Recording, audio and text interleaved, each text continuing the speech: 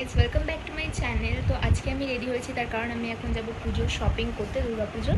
আজকে বেসিক্যালি একটা শাড়ি কিনবো, আর তেমন বেশি কিছু কেনার প্ল্যান নেই, আর খুব বেশি হলে একটা টপ কিনতে পারি। তো চলো কী কী কিনছি ওখানে গিয়ে শেয়ার করবো। তো ফার্স্টেই আমরা চলে গেছিলাম শাড়ির দোকানে, যেহেতু অনেকগুলো শাড়ি একসাথে কেনার ছিল, তো ভাবলাম আগে গিয়ে শাড়িটাই তাহলে কেনা যাক। আর এই দোকানটাতে ভীষণ সুন্দর সুন্দর শাড়ি পাওয়া যায়। আর হ্যাঁ, দামগুলো একটু বেশি, তবে কাপড়ের কোয়ালিটিগুলো ভীষণই ভালো। 1000 টাকা থেকে শুরু করে প্রায় 7-8 হাজার টাকা অবধি নানান দামের শাড়ি এখানে পাওয়া যায়। আর এই পার্পল শাড়িটা, এগুলো ওপেন বর্ডারের শাড়ি। আমার এবছর একটা ওপেন বর্ডারের শাড়ি নেওয়ার ভীষণ ইচ্ছে ছিল। এই হোয়াইট শাড়িটাও ভালো লাগছিল দেখতে, এটা আলিয়া ভাট শাড়ি বলছিল, বাট এটার কাপড়ের কোয়ালিটিটা খুবই থিন, মানে একদম পাতলা নেট টাইপের, তো ওটা আমি আর নিতে পারিনি। আর এই স্কাই কালার শাড়িটা আমার দিদির শাশুড়ির জন্য দিদি কিনেছিল। তারপর নানান রকম শাড়ি আমরা আরও দেখছিলাম, এক একটা থাকে এক এক রকম প্রাইসের শাড়ি এখানে রাখা ছিল। এই জর্জেটের শাড়িগুলো দিদি একটা নিয়েছে, এই যে এই পার্পেলটা নেওয়া হয়েছে। এই শাড়িগুলো সমস্ত কিছু পুজোতে গিফটিং পারপাসে সবাইকে দেওয়ার জন্যই কিনছে আর কি। তো তারপরে আরও অনেক শাড়ি আমরা দেখি। এই শাড়িটা দূর থেকে দেখতে ভালো লাগছিলো, তো এটা দিদি একটু নামাতে বলে, বাট নামানোর পরে ব্লু কালারের কম্বিনেশনটার জন্য অতটাও ভালো লাগছিল না দেখতে, তো এটা উঠিয়ে দিতে বলে। তারপর আরও আরেকটা শাড়ি, এই যে ওপরে থাকগুলো থেকে নামাই, এই রেড কালারের। তারপর এই রেডের সাথে আরেকটা পিঙ্ক কালারও শাড়ি ওর পছন্দ হয়, এই দুটোর মধ্যে একটা কিনেছিল। কি কিনেছিল এখনই দেখাচ্ছি না। আর এই পার্পল শাড়িটাও নেওয়া হয়েছে, এটাও একটু ভালো লাগছিল দেখতে। আর এই শাড়িটা ফার্স্ট থেকে আমার মন কেড়েছে, ভীষণই সুন্দর লাগছিলো। এটার কাপড়ের কোয়ালিটিটাও ভীষণ ভালো। এটার দাম প্রায় ওই 1700 টাকা মতো ছিল। আর এটারই আরেকটা কালার কম্বিনেশন ছিল হচ্ছে রেডের মধ্যে, বাট রেডটা বউদেরকে বেশি ভালো লাগবে, ম্যারিডদেরকে।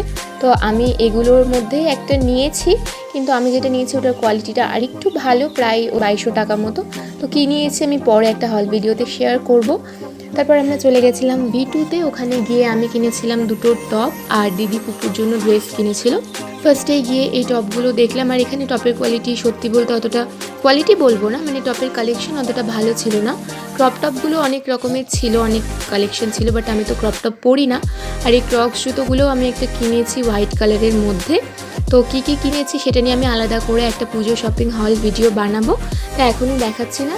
আর এই টপগুলোর মধ্যে এই প্রিন্টেড টপটা আমার একটু ভালো লাগছিল দেখতে, তো এটা আমি ট্রায়াল করেছিলাম। বাট এটার লেন্থটা খুব ছোট, মানে নাভির একটু নিচেই এন্ড হয়ে গেছে। আর কাপড়ের কোয়ালিটিটা ভীষণই পাতলা, মানে পরে আরাম আছে কিন্তু খুবই পাতলা টাইপের, একটু ট্রান্সপারেন্ট মতো লাগছিল, তো আমি এটা নিইনি। ফার্স্টে এটা বাদ করে দিয়েছিলাম। তারপর আরও একটা এই পার্পল কালারের টপটা ট্রাই করেছিলাম। এটা পার্পল না, এটা ল্যাভেন্ডার কালার ঠিক বলা যেতে পারে। আর এটা একদম সিম্পলের মধ্যে, হাতে একটু কাজ রয়েছে, এটা বেশ ভালোই লাগছিলো, তো এটা আমি নিয়েছি। এটা রেগুলার ওয়্যারের জন্যই নিয়েছি। আর এই টপটা ভালো লাগছিল দেখতে, বাট পরে একবারে ছেলেদের শার্টের মতো লাগছিল, তো ওটা আর নিইনি। পার্পল টপটা শুধু নিয়েছিলাম। আর আরও একটা হোয়াইট কালারের টপ আমি নিয়েছি। তো কি নিয়েছি, এই যে ব্যাগের উপর দিয়ে দেখা যাচ্ছে হোয়াইট টপটা, আমি পরে ওটা শেয়ার করব। যেহেতু বৃষ্টি পড়ছিল, কিছুক্ষণ অপেক্ষা করতে হয়েছিল, তারপর বাড়ি চলে আসি। আর এই ব্যাগের মধ্যে রয়েছে আমার V2 থেকে কেনা দুটো টপ, এটাই আমি বলছিলাম।